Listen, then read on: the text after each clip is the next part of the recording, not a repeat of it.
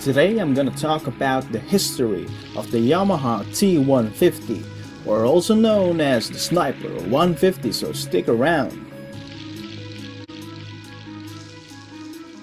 Yamaha has been making a lot of small motorcycles since then. Marami silang scooters and underbones, but when it comes to small displacement underbones, mopeds ang pinaka-favorite nila dahil it is light, comfortable dahil sa upright design, and may splash protection parang scooter. Yamaha has been involved in MotoGP since then and they emphasize sportiness. Pero when it comes sa mga small motorcycle nila, they emphasize handling instead to make up sa lack of power, and this make any Yamaha motorcycle fun to ride in a natural way. After the release of the Suzuki Satria or the Raider R150 back in 2003, the first hyper underbone nagkagulo ang market dahil ito lang ang nag-iisang underbone motorcycle na nag-o-offer ng 150cc engine sa maliit na frame, and it was quite staggering in terms of power, lightness, and practicality. Suzuki created its own class and nagka-generate ito ng malaking sales and market share. And normally, like any other manufacturer, Yamaha needed to retaliate and mag-release ng sarili nilang hyper underbone. Yamaha engineers needed to design an all-new motorcycle for this class, as their current models are too light and lacks rigidity to carry a heavier engine and handle well on corners. The current models are designed only for commuting. That is the problem when increasing displacement. It increases weight, and weight alone is a negative factor sa handling and agility. So nag-focus si Yamaha na i-design ng engine to produce power in a refined and efficient manner rather than pure raw displacement. Yamaha decided to use a 4-valve single-cam 135cc setup instead to reduce fuel consumption rather than a twin-cam 150cc. Carbureted ito, but unlike the Raider, it uses liquid cooling, and that helped reduce the heat and increase fuel efficiency. Also, they used a standard rotary 4-gear setup that does not require a clutch lever. So mas comfortable yung experience dahil aapak ka na lang in order to change gear. This engine was named as the LC4V. Instead of using a standard underbone chassis, pinili ni Yamaha na magstay sa moped underbone frame dahil mas comfortable ang riding position nito, which makes it ideal for everyday use. They also incorporated a monoshock and a larger rear tire combination para sa better handling feel. And in 2005, Yamaha released the sport moped model T135, or also known as the Sniper 135. A sport moped motorcycle with usable power band in all ranges. It has 12.3 horsepower only, pero fuel efficient ito unlike the Raider, which makes it more practical but still can give a punch. It was also more comfortable and better handling than the Raider, which why it immediately became popular. It was a balanced motorcycle rather than focusing on raw power. To promote the new model, Yamaha organized a 9,000-kilometer Grand Touring event in November 2005 throughout the May 2006 para mag-ikot sa neighboring Southeast Asian countries kasama ang Pilipinas, if you can remember that event. They wanted to express that this motorcycle is comfortable, efficient, yet may power when you needed it. And it became a favorite to many riders immediately. For the very first time, nagkaroon ng rival sa sales ang Raider 150.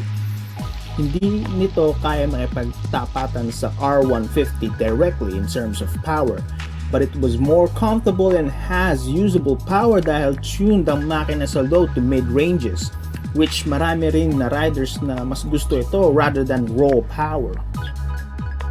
In 2008, Yamaha updated the Sniper 135 and ginawa nilang fuel-injected ang LC4V engine, making it more efficient, may slight increase in power, and made it more responsive.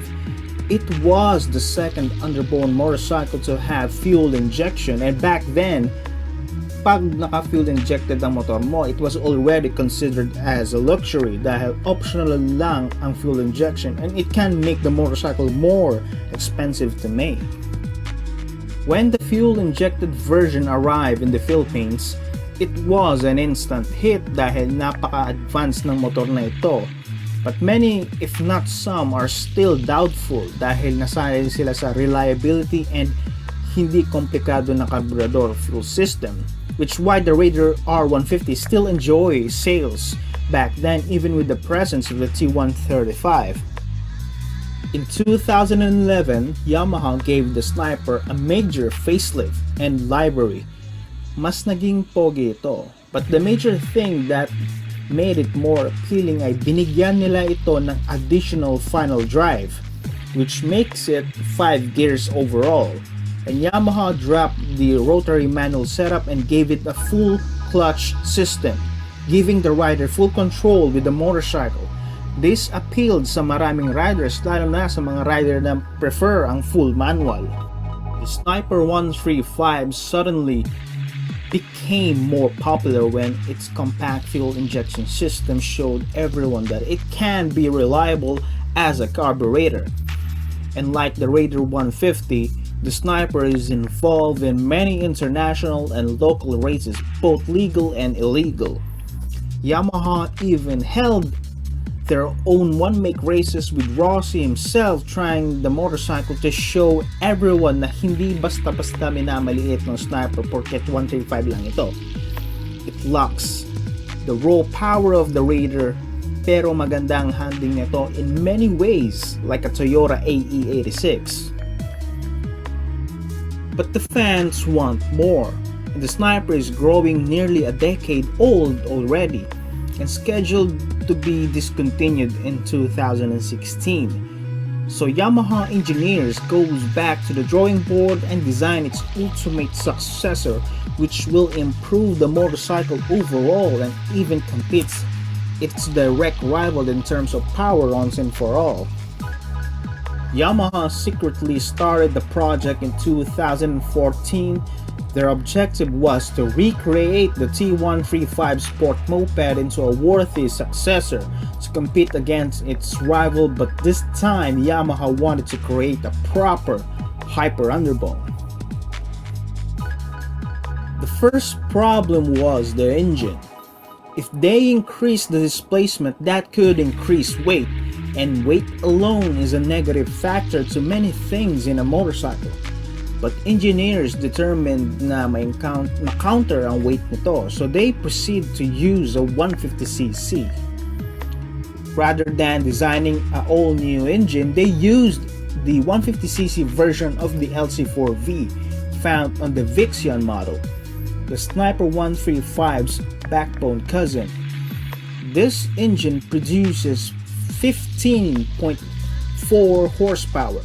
Parehas na sa Raider pero yung power band is tuned for low to mid-range for everyday practicality. Dahil mas mabigat ang makina, kailangan nila ng mas rigid na frame, so they dismissed yung frame ng Sniper 135 and redesigned an all-new frame. Instead of using an underbone moped chassis, ang ginawa ni Yamaha is kumuha sila ng backbone frame na pang standard motorcycle and trim it down for a moped stance. Yamaha believed in better handling more than raw power, so they used a larger than usual rear tires sa set ng die-cast alloy wheels for better stability and handling para mabawasan ang unsprung weight nito. Even yung coolant reserve ay nasa bottom part ng makina para sa gitna siya ng center of gravity. And in 2015, the Yamaha Sniper 150 was born. A hyper underbone that can compete against the Raider 150.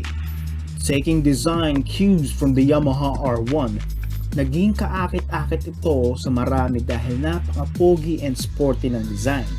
For some, it was too bulky and big for the usual underbone. Due to that, it used a backbone frame. Pero the chassis was sturdy and rigid, and the handling was deliciously good. Ito ang pangalawang hyper underbone na na-release sa market. and built fans and clubs all over sa Southeast Asia.